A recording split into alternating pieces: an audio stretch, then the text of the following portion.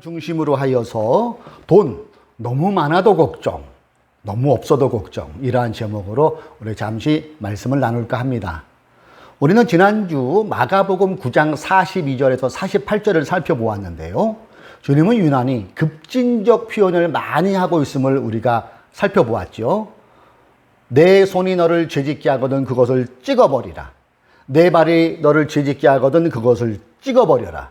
또 내 눈이 너를 죄짓게 하거든 그것을 빼어버려라.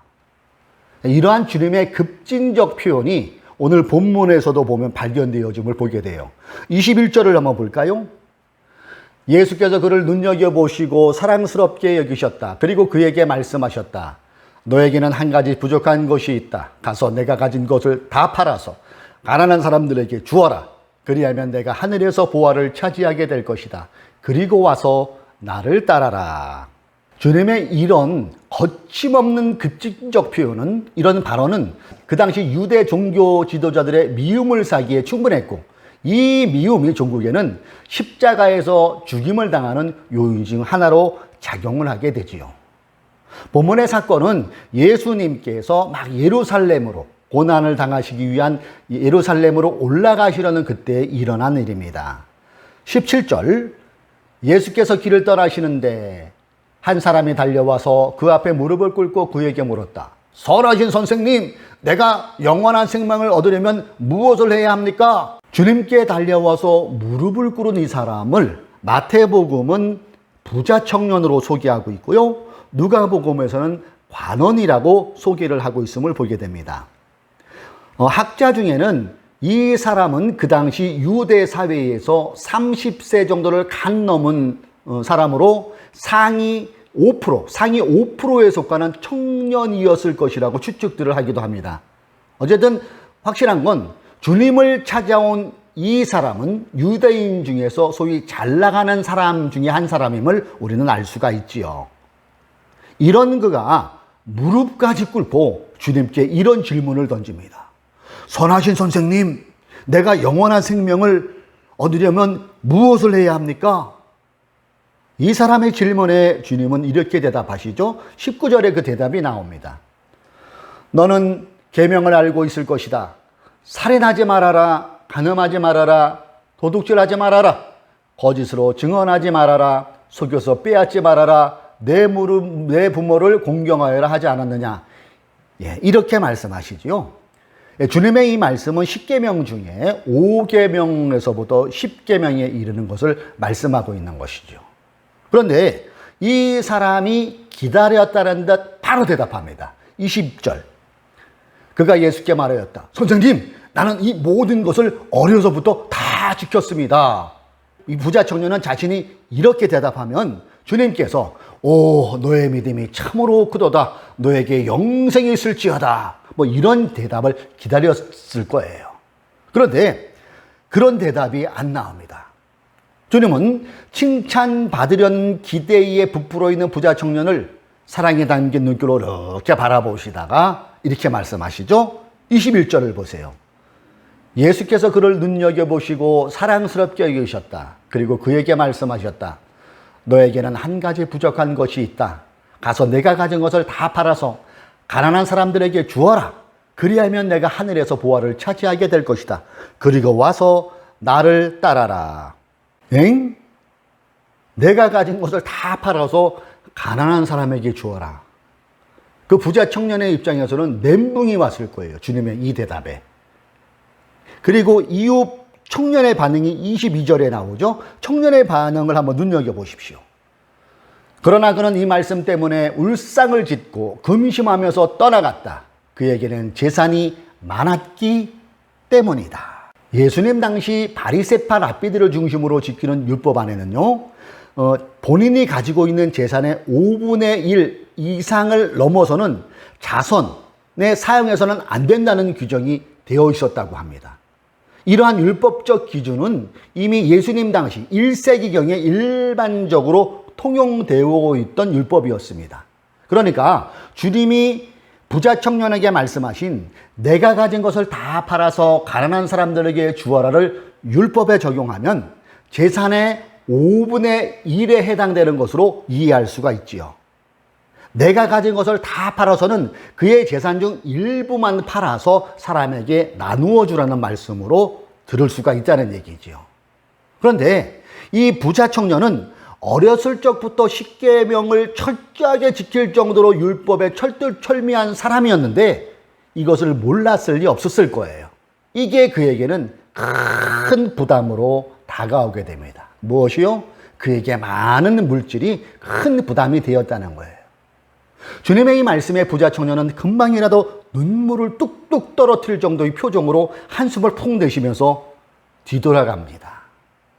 그가 이처럼 울상을 짓고 근심하면서 떠난 이유는 그에게 재산이 많았기 때문입니다. 그는 결국 하나님이냐 재물이냐라는 선택이 있어 후자를 택했고 그 결과가 가져오는 것은 큰 근심이었습니다. 주체하기 힘들 정도로 많은 돈이 그에게는 큰 근심거리로 작용하고 있었다는 것이지요. 이런 부자 청년의 고민은 주님을 따르고 있는 제자들의 마음 아래도 똑같이 일어나고 있었습니다. 다만 제자들은 겉으로는 주님을 따르고 있는 모습이었고 부자 청년은 그 자리를 떠났다는 차이일 뿐이지 실은 똑같았다는 것이지요. 저는 이 구절을 읽으면서 개인적으로 감사의 기도가 나오더라고요. 감사의 기도가. 그래 적어도 나는 많은 재산 때문에 이런 걱정을 할 필요가 없으니 얼마나 감사하냐. 재산 때문에 밤잠을 설치지도 않지. 많은 재산 때문에 사람들과 불편한 왼수관계를 안 지어도 되지. 언제나 눈만 감으면 마음 편하게 단잠을 잘 수 있는 이 자체가 얼마나 감사해. 돈을 노리고 덤비는 사기꾼도 없고 또 돈을 노리고 덤비는 꽃뱀이라는 이성도 안 만날 수가 있으니 얼마나 감사해. 하나님 재산 없게 하여 주셔서 근심 걱정 없게 하여 주시니 감사합니다. 이런 기도가 저는 이 구절을 읽으면서 개인적으로 하게 되더라고요. 요즘 여러분 제가 유튜브 개인 채널 운영하는 거 아시죠? 속지 말자 TV. 이 속지 말자 TV가 어느덧 구독자 130명을 돌파하고 있습니다. 다 여러분들의 성원 덕분입니다. 감사합니다. 근데 요즘 제가 운영하는 유튜브나 책을 보고 일부 동료 목사님들 또 선배님들이 전화가 오는 경우가 있어요. 우선 물어봅니다. 박 목사, 위에서 그런 거 보고 뭐라고 안 그래? 제가 이렇게 대답하죠. 아유, 목사님도 잘 아다시피 저는 위에서 받아먹은 게 하나도 없잖아요. 그래서 그런 눈치는 안 보이네요. 괜히 저 긁었다가는 윗분들 긁어 부스럼 만드는 꼴이 되는 걸 아시는지 뭐라고 그런 사람 한 분도 안 계시네요. 제가 이렇게 대답을 해요. 그러면은 이분들이 듣고 보니 박 목사 말이 맞네. 유튜브 수익 좀 강하게 해. 세게 좀 해. 세게. 알았지? 그러면서 전화를 끊으시더라고요. 네, 일부 얘기를 소망하면서 이 말씀을 잠깐 드립니다. 일부 대형 교회의 목사님들 중에는 신자 몰래 조성한 비자금 때문에 걱정하는 분들이 계세요. 또 부적절한 이성 간의 소문들 때문에 세습으로 횡령으로 또는 자식들의 사회적 무리로 걱정하는 분들이 계세요. 율법의 철저한 것 같은데 많은 재산으로 인해 한 걱정하는 부자 청년처럼 이분들 또한 걱정이 이만저만이 아닌 분들도 상당히 계시다는 겁니다. 이걸 누구에게 하소연하겠어요? 아무하고도 얘기를 나누지 못하는 외로움, 고독감이 그들의 마음을 짓누르고 있을 수도 있지 않겠어요? 여러분, 이분들이 행복할까요? 제 생각으로는 아닐 것 같아요. 그분들이 불쌍하고 안타깝게 느껴집니다. 그래요. 재산이 과하면, 재산이 필요 이상으로 많고 돈이 넘치게 되면 누구도 예외 없이 이런 근심이 생길 가능성은 농후하다는 것 아니겠어요? 많은 재산 때문에 걱정하고 가는 부자 청년의 씁쓸한 뒷모습을 바라보시면서 주님께서 제자들에게 한 말씀 하십니다. 23절. 예수께서 둘러보시고 제자들에게 말씀하셨다. 재산을 가진 사람은 하나님의 나라에 들어가기가 참으로 어렵다. 주님의 이런 말씀에 제자들이 놀라죠. 24절. 제자들은 그의 말씀에 놀랐다. 예수께서 다시 그들에게 말씀하셨다. 이 사람들아, 하나님의 나라에 들어가는 것이 참으로 어렵다. 25절. 부자가 하나님의 나라에 들어가는 것보다 낙타가 바늘귀로 지나가는 것이 더 쉽다. 예. 제자들의 입장에서 보면 주님이 한술 더 뜨는 말씀을 하시는 거잖아요, 지금. 25절에 나오는 부자가 하나님의 나라에 들어가는 것보다 낙타가 바늘기로 지나가는 것이 더 쉽다라는 이 표현을 혹자는 이 바늘기처럼 생긴 작은 다이문이라고 그렇게 주장하는 경우도 있었죠. 그런데 예수님 당시에는 이 문이 없었다고 합니다. 중세시대의 그 문이 바늘기처럼 그런 만든 그 문이 만들어졌다고 합니다. 그러니까 이 말씀의 참 의미는 그만큼 부자가 하나님 나라에 들어가기가 힘들다는 것을 과장법으로 표현한 것이라 생각하고 이 구절을 읽으면 될 것 같습니다. 자, 주님의 이러한 과장법 표현에 제자들이 뒷골 잡는 장면이 26절에 나옵니다. 제자들은 더욱 놀라서 그렇다면 누가 구원을 받을 수 있겠는가 하고 서로 말하였다. 이에 대해 주님께서 27절에 이렇게 말씀하시죠. 예수께서 그들을 눈여겨보시고 말씀하셨다. 사람에게는 불가능하나 하나님께는 그렇지 않다. 하나님께는 모든 일이 가능하다. 아멘. 그래요? 구원의 주체가 인간에게 있는 것이 아니라 부자에게 있는 것이 아니라 하나님이시라는 것을 우리 주님께서 분명히 짚고 넘어가시는 구절이 27절이에요. 사랑하는 교우 여러분, 예수 그리스도의 핏값으로 세워진 교회는 세상에서 돈만 섬기는 사람들을 불러내서 하나님의 전폭적인 은혜를 받아 구원의 대열에 동참하게 함으로 돈만 섬기던 사람들이 변하여서 하나님만 섬기는 사람으로 변화시키는 곳이 교회의 사명 중 하나라는 것이지요. 자, 여기에서 저는 오늘의 핵심 질문을 여러분에게 한번 드릴까 합니다. 핵심 질문. 부자만 하나님 나라에 들어가기가 힘든 걸까요? 부자가 아닌 사람, 서민들, 가난한 사람들은 그럼 하나님 나라 들어가기가 쉬울까요? 22절을 다시 한번 보세요. 그러나 그는 이 말씀 때문에 울상을 짓고 근심하면서 떠나갔다. 그에게는 재산이 많았기 때문이다. 그에게는 재산이 많았기 때문이다를 그에게는 재산이 없었기 때문이라고 한번 바꾸어 읽어보세요. 그에게는 재산이 없었기 때문이다. 여러분, 재산이 없으면, 돈이 없으면 울상을 짓고 근심하며 떠나는 일이 안 생길 것 같습니까? 어떠세요, 여러분? 그렇지 않죠. 돈 없어서 우는 사람이 돈 많아서 우는 사람들보다는 표면적으로 더 많은 게 실제로 우리가 사는 세상에서 일어나는 일 아닐까요? 돈이 없어서 돈 때문에 왼수지간으로 뒤지는 사람들도 많아요. 자, 우리는 돈이 없는 것을 가난이라고 표현하죠. 가난. 그런데 이 가난을 더 세분화할 수 있어요. 그것을 저는 개인적으로 가난과 극빈으로 나눌 수 있다고 봅니다. 가난과 극빈. 어느 정도의 가난은 사람에게 유익을 주는 경우도 있어요. 그래서 적당히 가난하면은 마치 요즘처럼 더운 날을 지쳐서 몸과 정신이 몽롱해질 때 찬물 한 바가지를 확 부으면 정신이 확 나잖아요. 이런 역할을 해주는 게 적절한 가난일 것 같아요. 이렇게 적절한 가난은 타락을 방지해주는 순기능도 분명히 있을 것입니다. 우리 조상들이 표현했던 안빈낙도, 즉 가난 속에서 편안한 마음으로 도를 즐긴다 이런 뜻, 또는 무소유의 정신이 이와 맥을 같이 할 것입니다. 그러나 가난이 깊어져 극빈으로 발전이 되면 본문에 나오는 부자 청년이 가졌던 울상, 근심 못지않은 상황이 그를 덮어버릴 수도 있다는 겁니다.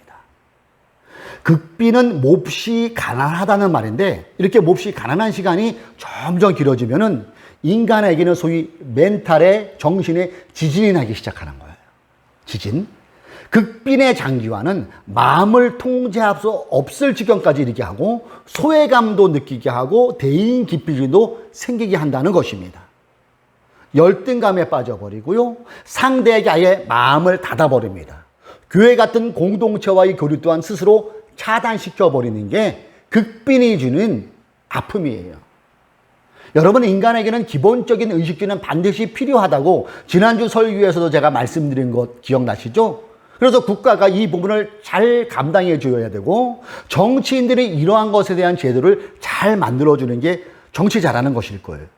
그리고 이에 대한 인간의 존엄에 대한 사각지대를 교회가 그 부분을 감당해야 한다는 것이죠. 그래서 국가와 교회가 인간으로서 최소한의 존엄을 지켜주어야 그게 바른 국가, 그게 바른 교회의 모습일 것입니다. 극빈이 어떤 것인가에 대한 이해를 돕기 위해서 저의 지난 체험을 잠시 말씀드리는 것을 양해 바랍니다. 저는 교회를 개척하고 1년 3개월은 그냥 버텼어요. 똑같이 다른 교회 하는 것처럼 매일 기도하고 매일 새벽 기도하고 매일 철야하고 그렇게 버텼어요. 그러다가 한 1년 3개월이 지나고 교회가 어려워지다 보니까 재정적으로 전기세가 밀리게 되고 전화세가 밀리게 되고 월세가 3개월 가까이 밀려지게 됐어요. 전기세, 전화와 인터넷 끊겠다고 그때부터 문자가 3개월 지나니까 막 오고 전화도 오더라고요. 제가 끄는 차를 이렇게 몰려고 하는데 주위에 경고등이 켜지죠. 기름이 없으면. 근데 이 주의등 켜지고도 약 50km 정도는 갈 수 있거든요. 그때 기억이 나요. 운전하면서 늘 불이 들어와 있으니까 주여 시동 좀 제발 꺼지지 말게 하여 주옵소서. 언제나 조마조마하게 운전했던 기억이 나요. 매번 주유할 때 LPG 가스 충전할 때 10,000원씩 주유했었어요. 어쩌다 형편이 좀 나서 2만 원을 주유하는 날에는 배가 부린 그런 포만감도 체험했었어요. 돈이 없는 날, 요즘처럼 휴가철에는 서울 등지에서 아는 선배 목사 아는 분들 연락이 막 와요. 박목사 나 강릉인데 어떻게 잘 지내? 부담이 가는 거예요. 지갑에는 단돈 3,000원 있는데 톡이 오면 톡을 안 읽게 되고 문자를 씹게 되더라고요. 자꾸 숨게 돼요. 모임에도 안 나가게 되고 연락 자체를 안 하게 되더라고요. 하나님께 도움을 구하려고 기도를 하면은 고지서가 왔다 갔다 해요. 정신의 피폐함을 그때 느꼈고요. 고립감과 열등감이 내 마음을 엄숙하는 것을 그때 저는 체험했어요. 지금 생각해 보니까 그때 제가 느꼈던 게 극빈이 주는 상황이었더라고요. 인간이 여기까지 떨어지면은 절대 안 되겠더라고요. 열패감, 패배감. 이게 장기화되거나 통제불능이 되면 극단적인 행동으로도 이어질 수 있겠구나를 그때 저는 절절히 체험했었어요. 이를 설명하는 기사가 지난 7월 22일자 신문에 나왔더라고요. 저는 이 기사를 읽으면서 이 청년이 얼마나 힘이 들었을까. 그 생각이 되면서 순간 마음이 울컥했고 사랑하는 저의 두 딸과 우리 청년들이 생각이 났어요. 제가 기사를 잠깐 읽어볼게요. 고독산 31살 청년의 원룸에는 이력서 150개가 있었다. 서울 강남구에 위치한 6평 남짓한 오피스텔에서 A씨가 지난 4월 외롭게 세상을 떠났다. 31세 청년인 A씨가 발견된 것은 죽은 지 사흘이 지난 뒤였다. 그의 방구석에는 대형 여행 가방 2개가 나란히 놓여 있었고 한 중소기업에서 영업직으로 활동하던 명함도 발견됐다. 회사 생활을 위해 지방에서 서울로 올라와 자취 생활을 하던 청년이었다. A씨는 오피스텔 관리비를 3개월이나 내지 못할 정도로 생활고에 시달렸다. 방 안에는 각종 쓰레기와 소주병들이 나뒹굴고 있었다. 그렇다고 A씨가 희망을 모두 버린 건 아니었다. 다른 한켠에는 이력서와 자기소개서가 5장씩 들어있는 파일이 30개나 나왔다. 생활고를 겪으며 힘들어하면서도 이를 극복하기 위해 새 직장을 구하려 노력했을 A씨의 생전 모습이 눈에 아른거리는 듯했다. 그의 곁을 지켜준 건 소주병뿐이었다. 유족들은 무너지는 가슴을 부여잡으며 유품 정리 작업을 지켜볼 수밖에 없었다. 고독사 현장을 청소하는 특수 청소업체가 취업하기가 힘들었나 봐요 라고 위로의 말을 건넸으나 부모들은 아무 말 없이 눈물만 흘렸다.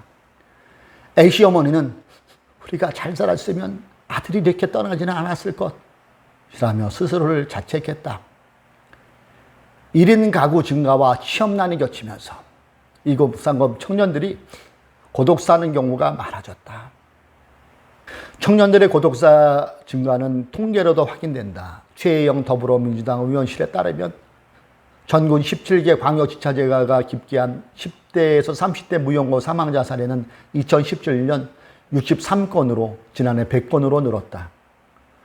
고독사 현장을 청소하는 특수 청소업체들도 생활고에 따른 청년 고독사는 계속 증가 추세라고 강조한다. 이들에 따르면 청년들이 극단적 선택을 한 장소에서는 힘들다는 내용의 메모장, 다량의 복권, 취업 준비 관련 소식들이 자주 발견된다. 어느 분이 이 기사를 보고 이렇게 댓글을 남겼더라고요. 마음이 너무 아프네요.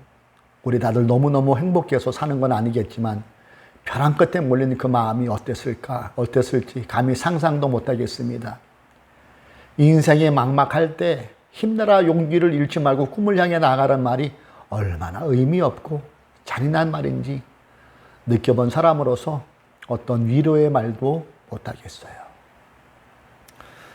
저는 이 기사를 읽으면서 참 마음이 울컥했던 게 그의 곁을 지켜준 건 소주병뿐이었다.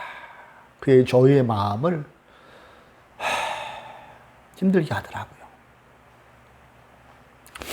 국가는 지금 무엇을 하고 있나? 교회는 지금 무엇을 하고 있나? 그럼 나는 우리 하늘뜻 푸른 교회는 무엇을 하고 있나?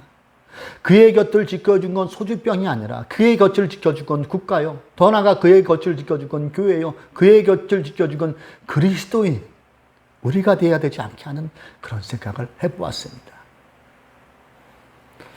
부자 청년이 주님을 떠나갔다는 것처럼 극빈의 장기화는 자칫 주님을 떠날 수 있는 가능성이 농후해질 수 있는 위험이 있다는 겁니다. 우리가 코로나19로 우리 사랑하는 청년들 얼굴 본 지 오래됐는데 혹시나 그럴 리 없겠지만 이런 마음이 있으면은 언제든지 나한테 연락하세요. 저는 요즘 봉평에서 많이 생활해요. 글도 쓰고 또 한우 농장에서 일도 하면서 봉평이 메밀꽃 필 무렵이라는 그 이호석 작가가 쓴 그 책 때문에 굉장히 유명하죠. 경치가 너무 좋아요. 여러분 힘들고 어려울 때는 언제든지 개의치 마시고 봉평에 놀러 오세요. 언제든지 기다릴게요. 그리고 같이 고민해 봅시다. 부자 청년이 주님을 떠나갔다는 것처럼 극빈의 장기화는 자칫 주님을 떠날 수 있는 가능성이 농후해질 위험이 있다는 게 이 기사가 증명하고 있잖아요.